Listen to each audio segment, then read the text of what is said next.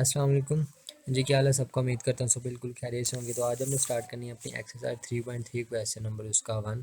तो question number 1 में वो क्या कहता है? कहता है फाइंड द थर्ड प्रोपोर्शनल। ठीक है। तो आपने आपके पास ये दो प्रोपोर्शनल उसे उसने आपको दिए हुए हैं, आपने थर्ड फाइंड करना है। अब वो कैसे करना है कि आपने वो रेशियो की फॉर्म में वो उनको फिर आप रैशनल फॉर्म में लिखते होते थे, तो फ्रैक्शन फॉर्म में लिखते थे, उसी तरह आपने कुछ ये क्वेश्चन करना है। तो देख लेते हैं कि सबसे पहले हम किस तरह वो थर्ड प्रोपोर्शनल फाइंड करते हैं। तो सबसे पहले तो हम कर लेते हैं कि लेट हमारे पास जो थर्ड प्रोपोर्शनल है वो हमारे पास आ गया एक्स है। ठीक है। उसके बाद हम इनको क्या करेंगे कि रेशियो की फॉर्म में लिख लेंगे। हमारे पास ये जो आपने याद रखना है कि आपके पास जो ये सेकंड नंबर है ना 12, इसको आप 2 टाइम यूज़ करेंगे। ठीक है। तो आपके पास फोर्थ आपने कौन सा रखा हुआ है? सॉरी, थर्ड वो आपने रखा हुआ है एक्स। ठीक है। तो ये आ गया आपके पास।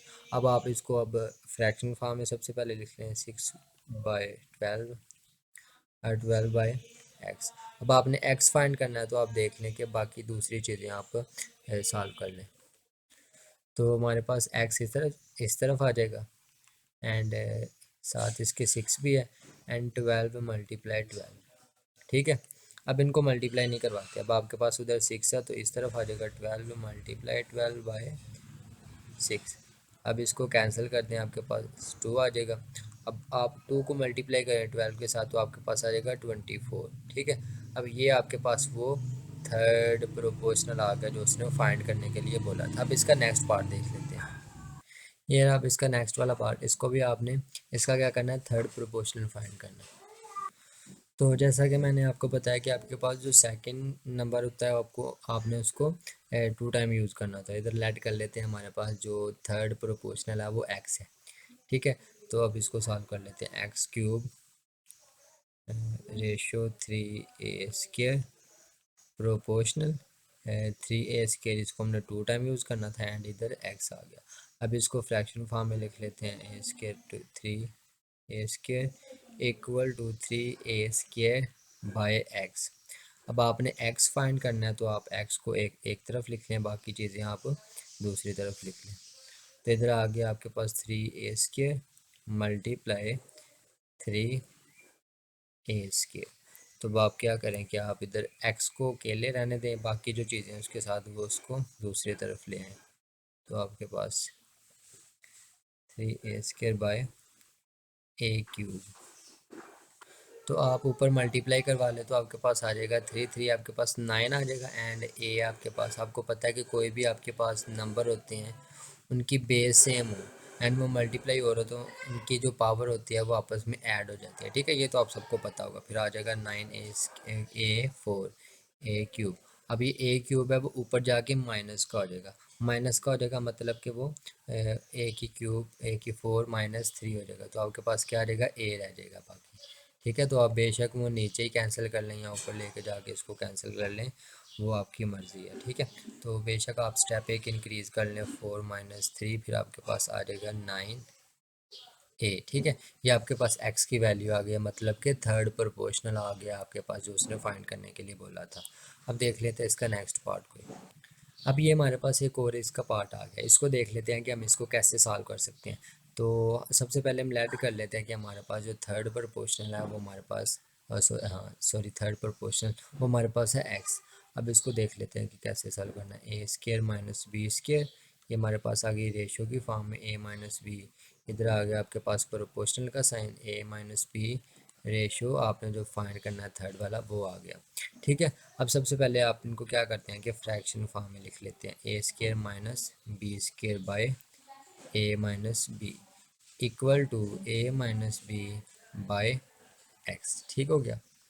तो आप देखें कि आपके पास ये जो आपके पास a² - b² है, ये आपके पास एक छोटा सा फार्मूला बन रहा है जिनको आप कुछ इस तरह में लिख सकते हैं a - b एंड a+b।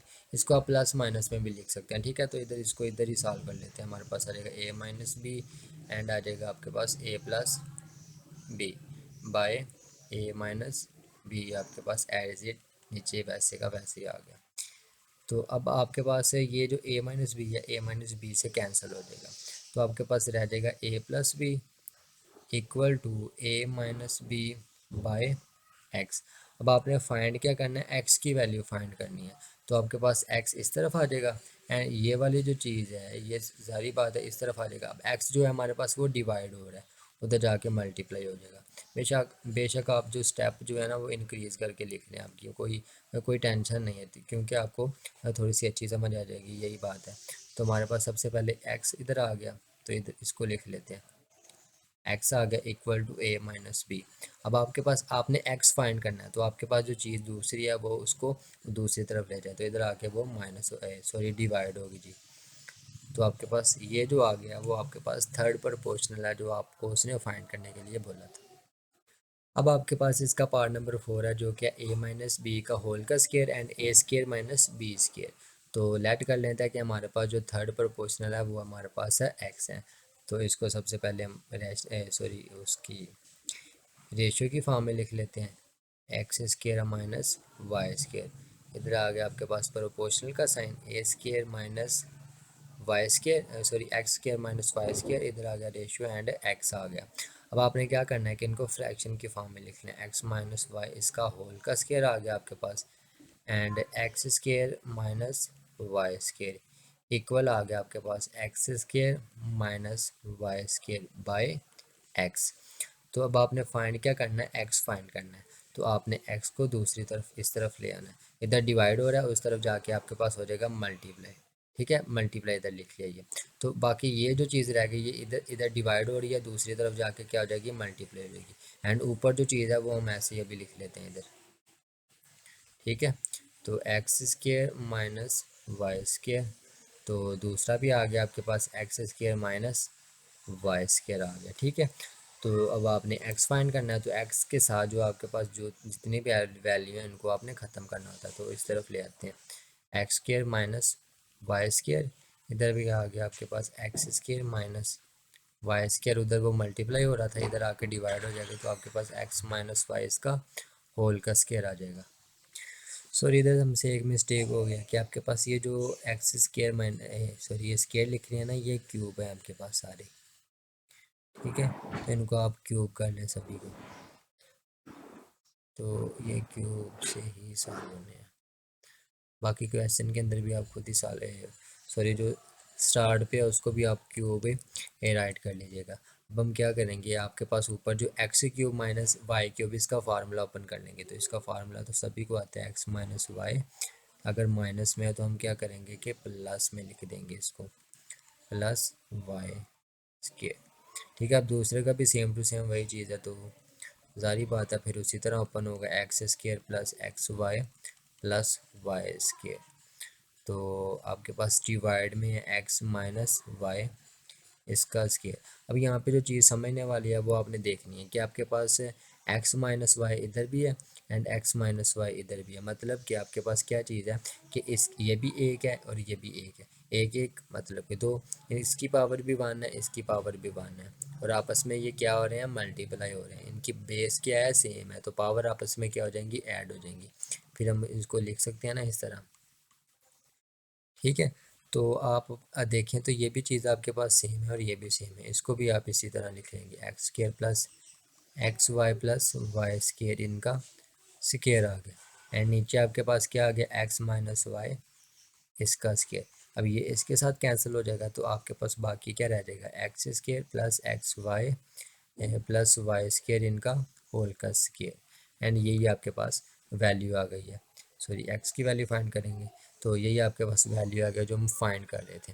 ठीक है, तो ये थे इसके कुछ पार्ट। तो उम्मीद करता हूँ कि आपको समझ आई होगी, ज़्यादा टफ नहीं है, बस इजी है, थोड़ा सा मेथड है कि आपने किस तरह थर्ड पुट कर फाइंड करनी है कि आपके पास दो नंबर होते हैं वहाँ पे कोई, तो आपने उनमें से जो सेकंड होता है उनको 2 टाइम यूज़ करना होता है। ठीक है, ये आपने थोड़ा सा कॉन्सेप्ट याद रखना है। तो मिलते हैं अगली वीडियो में, तब तक के लिए अल्लाह हाफिज़।